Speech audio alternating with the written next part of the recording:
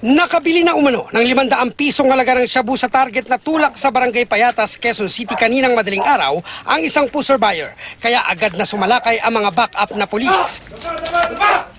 Agad na aresto ang target na si Anthony Lizardo. Inaresto rin ang 4 pang nadatnang nagtatarya ng droga sa loob ng bahay na sina Jeffrey Nicdao, Anthony Fernandez, Vanessa de la Cruz at Rosel Manaloto na panayang iyak ng posasa ng mga pulis.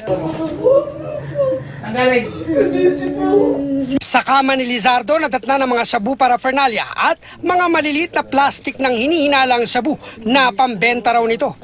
2 malalaking plastik pa ng hinihinalang shabu ang narecover sa mga tambak ng damit ng sospek.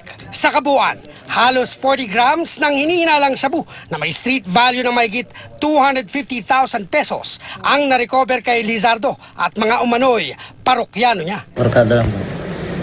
Pero hindi ka nagrarunner? Hindi po. Ay ano, gumagamit? Opo. Hindi na itinanggi ni Lizardo na nagtutulak siya ng droga pero... Matagal ka na nagaganito? Hindi po. Kailan lang? Ito lang po. Bago lang po ako. Nagulat kami sa sa dami ng yung nakuha sa kanya. Yung pinagkukuhanan niya, malaki rin. Kabilang sa mga malalaking grupo na gumagalo sa Payatas. 6 na plastic ng shabu naman ang narecover sa lolong umanitulak ng droga sa katabing barangay Silangan, Quezon City. Arestado ang target na si Rolando Pasion at umano'y mga scorer niya na sina Gilbert Reyes at Jonathan Velasco. Nagbebenta ba kayo? Pagutusan lang po ako magdala ng pera. Makuha ko sa kanya. Scorer ka?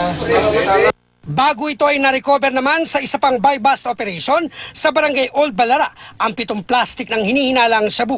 Arestado sina Alfredo at Oliver Salas at umano'y scorer nilang si Celso Fabiona na tumanggi magbigay ng pahayag. Sinampa na ang 11 suspect ng paglabag sa Comprehensive Dangerous Drugs Act. Cesar Apolinario, nakatutok, 24 oras.